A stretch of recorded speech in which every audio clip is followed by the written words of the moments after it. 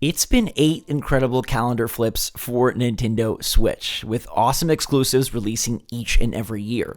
But which year of Switch stands above the rest as the most epic year for Nintendo gaming? Today, we're going to find out as we rank the years of Nintendo Switch from worst to best, and there's definitely some surprises on this list. What's going on, everybody? It's Zach from SwitchForce. Hit that like button if you enjoy videos like these. Now that we know the rest of the 2024 lineup, we can also rank this year as part of this list.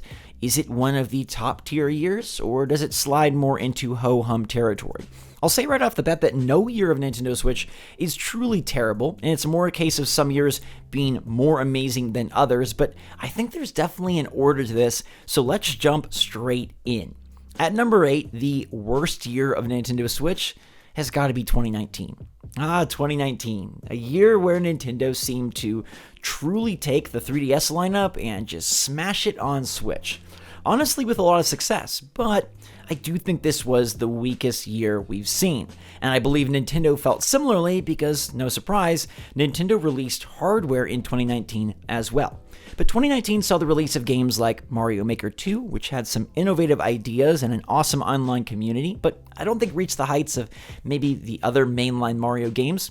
The Legend of Zelda Link's Awakening, which is a clever, cute remake of a Zelda title, and one that I enjoy thoroughly, but again kind of pales in comparison to the other Zelda games released this generation. Luigi's Mansion 3, which you cannot box that one in. Just because it came from a 3DS Luigi's Mansion 2, they went above and beyond with Luigi's Mansion 3, and same goes for Fire Emblem Three Houses, at the time, the most epic Fire Emblem game that had ever released. This year also saw the launch of Ring Fit Adventures, which I think is Nintendo's most successful new franchise in the Switch era, which is kind of weird to say, but that game became profitable and popular very quickly. 2019 also saw the launch of Pokemon Sword and Shield, a mainline Pokemon game which should get it more props, but I think in hindsight, if you look at all the Pokemon games that did launch on Nintendo Switch, Sword and Shield ends up being one of the lower titles. In comparison to what came after it, it's not really all that exciting, and I do feel like when it launched, it was more disappointing than maybe we thought it would be. The Switch Lite also came out in 2019, which is a cool, nifty little system, but I feel like Nintendo noticed they needed a boost, and that's why they decided to put out some portable hardware. And the same can go for our next year on the list, number 7, 2021, where Nintendo also released new hardware. Now, 2021 is definitely not a bad year. There are some great games here, with Monster Hunter Rise being one of the most epic third-party titles Nintendo ever acquired for a timed exclusive on their Switch system, as well as Super Mario 3D World plus Bowser's Fury, bringing back one of the best 3D Mario games ever, the only truly cooperative 3D Mario game with multiplayer, and Bowser's Fury, which I think is a beautiful peek into the future of what Mario could become if he goes a little more open world. You had Super Saiyan Cat Mario versus Super Saiyan Cat Bowser, and that alone was an epic clash. We also saw Link return in Skyward Sword with the HD version and improved controls, but it was Metroid Dread that brought back a franchise that seemed kind of dead and really reinvigorated with the best sales the franchise had seen and an absolutely amazing 2D game. Metroidvanias are incredibly popular on Switch, but Nintendo at the time did it, I think, better than anybody else. 2021 also had Mario Golf Super Rush, which I don't think was as great as it could have been. Mario Party Superstars, which as of right now is the best Mario Party on the system. New Pokemon Snap, which was a really good idea for Nintendo to go back to a franchise that many had either forgotten or thought Nintendo had forgotten. It showed how they utilized the success of Switch to help prop up maybe some franchises and some genres that didn't get enough love in preceding generations where maybe they were a bit more risk-adverse. New Pokemon Snap was a fantastic foray into the Pokemon universe, expanding upon Pokemon Snap in exciting ways and delivering us something new, whereas the holiday release of Pokemon Brilliant Diamond and Shiny Pearl was a lot less buzzworthy. Many fans complained about the chibi-style graphics, the B team working on the game, and it felt like it was just sort of pushed out there to be another annualized Pokemon release. 2021 is not a bad year at all because the Switch has had fantastic years across the board, but it is not as glorious as some that are still yet to come on the list. Number 6 is 2020, and this was the year that I had the hardest time placing because of one giant game. Animal Crossing New Horizons sent shockwaves through the entire globe when it dropped in March of 2020, as we sat amidst a pandemic and all sorts of lockdowns, fears, and just terrible times for anxiety. This game brought solace to so many. It ended up being the best friend and the best friend maker for so many Nintendo Switch gamers, and honestly, it was my favorite time of the generation. I think there was just so much wonder and peace to be found in the world of Animal Crossing, and making videos for that game was a supreme escape and a fantastic chance to build a community with all of you, and I enjoyed it so thoroughly. It is a great game. It's sad they didn't support it more, but 2020 also saw the release of Mario 3D All-Stars, which was a fantastic package bringing Mario Galaxy portably, Mario Sunshine portably, and of course, another iteration of Mario 64. This year was full of a lot of smaller titles, including Hyrule Warriors, Pikmin 3 Deluxe, Xenoblade Chronicles Definitive Edition, but Paper Mario and the Origami King did sneak in there as a clever new entry in the Paper Mario franchise, showing Nintendo hadn't forgot about that part of Mario, and man, have they not forgot about that part of Mario, because now we're getting 3 Mario RPGs in a 12-month period, and in some ways you could say that, hey, Paper Mario and the Origami King was the start of it. Creative boss battles and very pretty art. I don't think this is the best in the franchise, but it was one of the more interesting titles to launch this year. Honestly, it's Animal Crossing that is carrying this year, and I do give Nintendo some slack for it being a pandemic year. I still think they put out a pretty cool lineup. At number 5, we have 2018, the second year of Nintendo Switch that saw the release of one of the biggest Nintendo games of all time. Do you remember what it was? Well, we'll start off with Mario Tennis Aces, which dropped in the summer of 2018. I think one of the best, if not the best, realized Mario sports game this generation. I remember the tournaments that they had online, the DLC, and the collectible characters you could unlock by winning. It was very, very fun, and they even were able to incorporate a single-player mode and make that an exciting experience, which I think is a pretty tall task for a tennis game.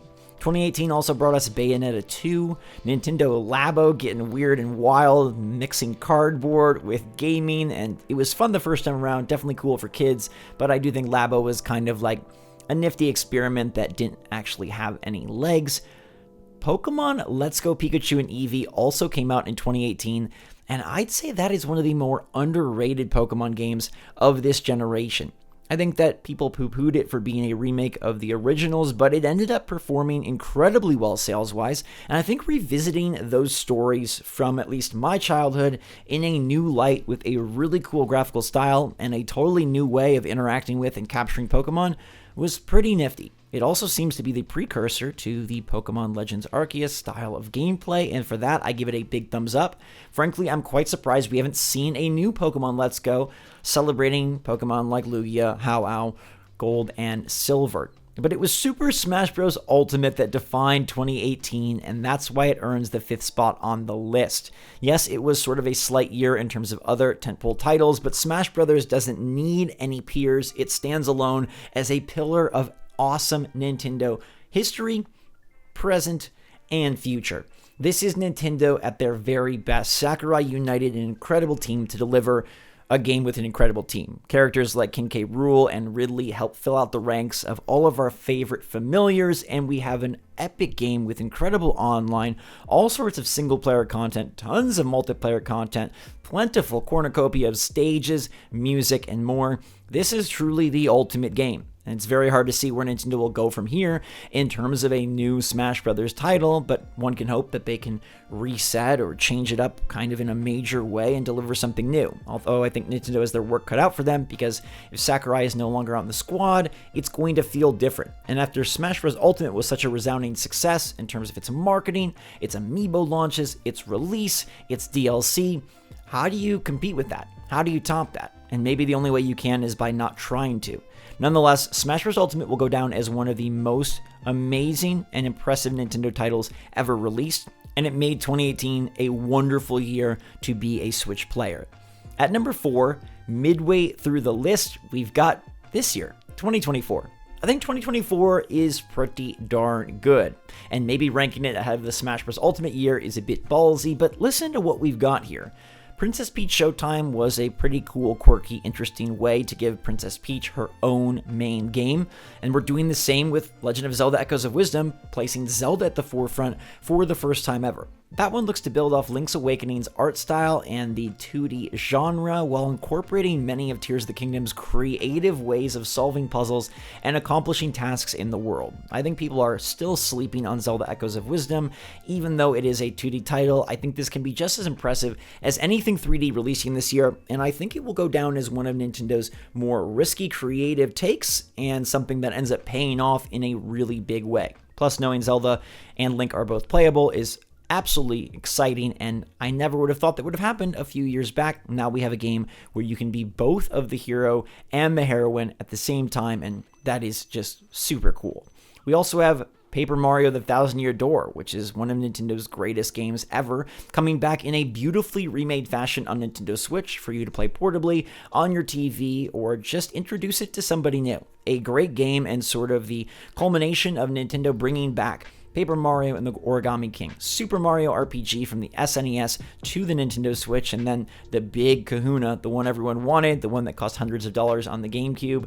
On eBay, Paper Mario and the Thousand Year Door is back, and they'll continue that trend with Mario and Luigi Brothership. The game is yet to release, but it looks very cool, incorporating a brand new art style and a lot of the mechanics we love from Alpha Dream's portable franchise. I have no doubt this game will be clever, funny, and incorporate a fantastic battle system. I just hope that they keep the difficulty there instead of opting for something that Paper Mario has done lately, which is a more easy, casual affair. We've also got Super Mario Party Jamboree, which looks to be an insane Mario Party title, bringing together boards from the past with new boards and the largest collection of minigames ever.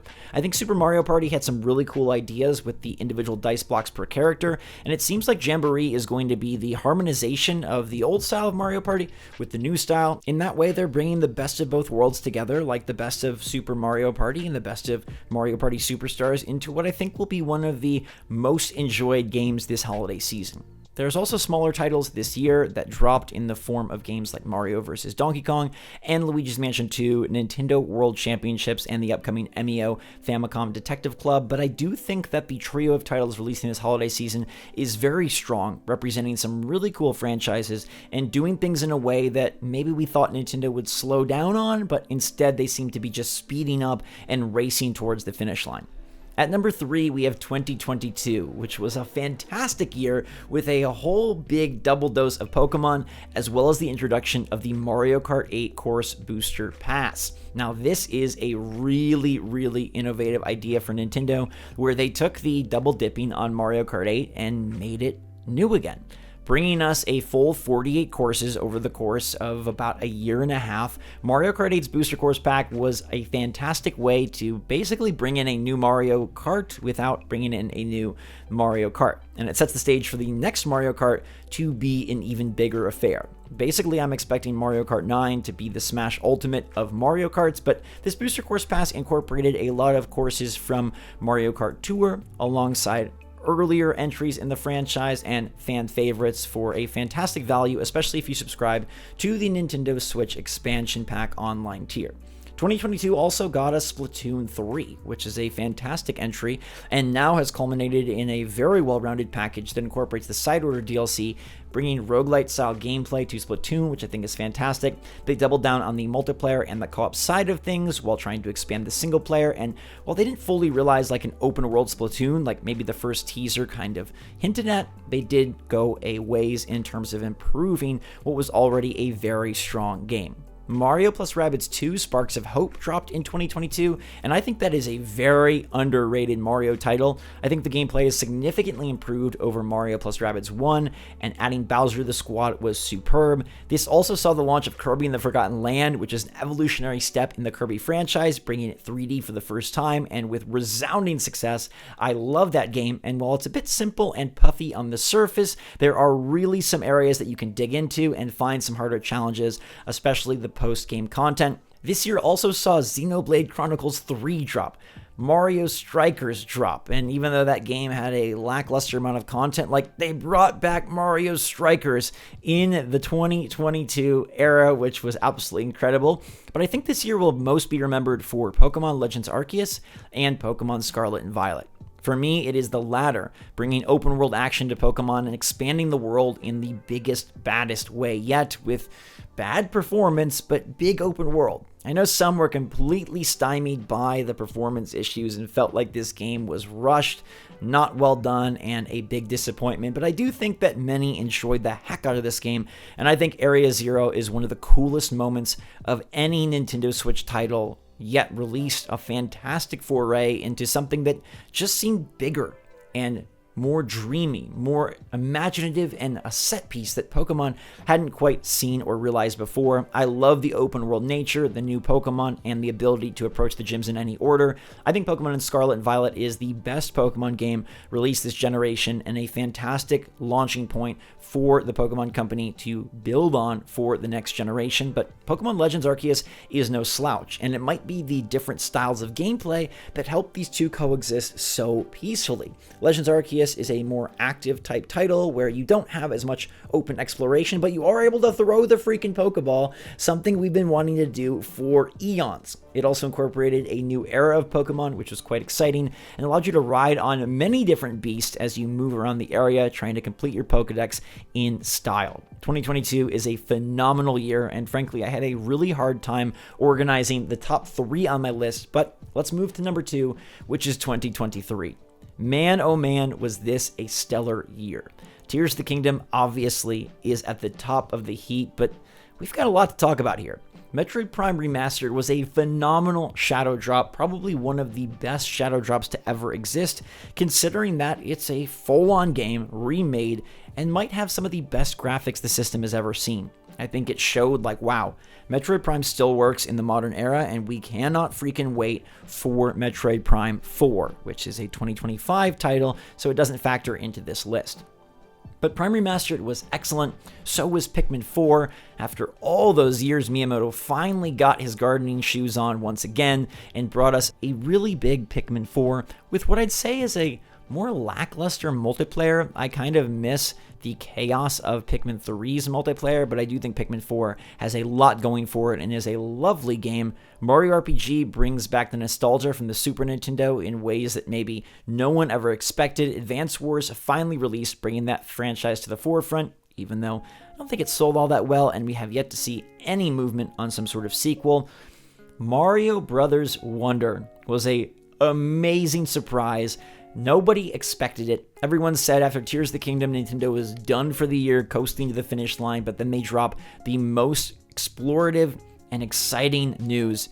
A Mario 2D game that takes things in a totally crazy direction. They let these developers run wild, and I'm so glad they did. Mario Wonder is a joy to behold, and the Wonder Seeds dynamically affect gameplay, art, and the world itself in really exciting, surprising, and innovative ways. I love that they were allowed to make a Mario game that didn't have to paint by the numbers, and they surely did not here with all sorts of clever levels, a new art style for the first time in eons, and a really great talking flower. It's the first time Mario is not voiced by Charles Martinet, but this still is a game that holds true to what made 2D Mario so special. Addictive, perfect platforming, levels that are sneakier than they seem, and a whole bunch of Bowser and baddies for you to bop, as well as co-op multiplayer and an online ghost mode that I think is pretty nifty.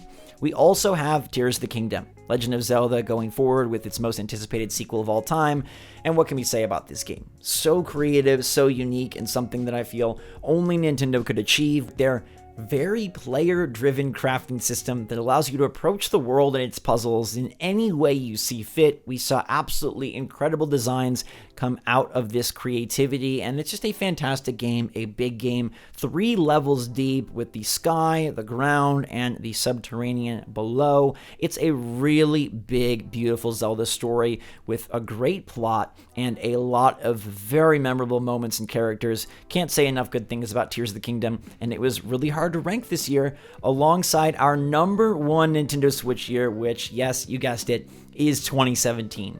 How can you compete with the launch, which had the most incredible lineup of games? Starting off with Breath of the Wild being just a revelatory experience of not only what Zelda could be, but what the Switch could be. We got this game on launch day, and taking it to the skies, literally in an airplane, and playing the main Zelda game on a plane was ridiculously cool. Playing Zelda in the doctor's office or on the way to school, it just really took things in a totally different direction. But not even getting so nostalgic, there was just heavy hitter after heavy hitter, with Mario Kart 8 Deluxe bringing back the best Mario Kart game ever in its best form factor ever, now on Nintendo Switch, and an online mode that was very supportive of great competitive play. We had Splatoon 2 drop. Surprisingly, 2 Splatoons this generation, and Splatoon 2 felt great as a follow-up to Splatoon 1. Nintendo really investing in a new franchise and a new character for the first time in a while. We got ARMS, a great attempt. Maybe it wasn't the next second coming of Nintendo's perfection, but it was a really fun, innovative idea, and something that I hope at some point Nintendo is able to go back to. I don't think it's like a November headliner, but I do think ARMS is fun, and I think there's maybe something more to explore there as a more competitive multiplayer game. We also had Mario plus Rabbids, Nintendo being very risky and letting Ubisoft, Davide, and Yves Guillemot run with the Mario characters in Mushroom Kingdom and try to develop something different, and I couldn't believe my eyes when I saw Mario put on a bullet bill gun. That was something I never thought I'd see, and I respect Nintendo for opening up this generation. 2017 gets marks for obviously launching the Nintendo Switch, but it's the lineup that stole the show, with Super Mario Odyssey launching later on in the year as the huge holiday heavy hitter, and that game is absolutely remarkable. I think Mario Odyssey holds up better than you probably think it does. It's fantastic to play today, and it makes me so eager for whatever they're working on next in the 3D Mario franchise. We only got one this time around, although Bowser's Fury was a little bit of a peek into how maybe the team is thinking and feeling about the future. Mario Odyssey is the full package, allowing you to capture enemies with Cappy and eventually capture your main adversary in fantastically creative ways, with all sorts of amazing moons to collect and different domains and biomes to explore. All the kingdoms are incredibly exciting to uncover for the first time, and I'm shocked this game didn't get DLC, but there were plenty of other smaller titles in 2017 that just pushed it over the edge for me. Games like Snipper Clips that came out at the launch of the system, and yes, even 1-2 Switch, but I thought 2017 was just the perfect year where Nintendo had a new game every month to really support a system alongside exciting indies, smaller titles, and just some of the best innovations and evolutions we've seen from Nintendo franchises that sometimes started to feel a bit stale. Here in the Switch era, they said, no, we're taking things to a new level, and 2017 set the bar high, and they maintained that bar all the way up through 2024. It's miraculous that all these years are as good as they are, and even the bottom-ranked ones of 2019 and 2021 still have so many stellar titles to pick from. The Switch era has been absolutely fantastic, and it's freaking phenomenal that 2024, 2022, and 2023 take the 4, 3, and 2 spots on this list. It shows that Nintendo is not coasting, even after they've become incredibly financially successful. Even after the system has sold 140 million units, they're still putting out quality products and great games. I think 2025 will be much lower on this list, but we also can expect a new system in 2025, so they'll have a chance to do 2017 all over again. Let me know what you think of the list, and if you enjoy videos like these, hit that like button. It does help out the channel and supports what I try to do here each and every day for you. Let me know your take on the years of Switch. Which one's your favorite, and what do you think I got right, and where do you think I went wrong? I'd love to hear your opinion. Thanks so much for watching, everybody. Until next time, stay safe, stay healthy, stay happy, stay positive out there. Love you lots. SwitchForce out.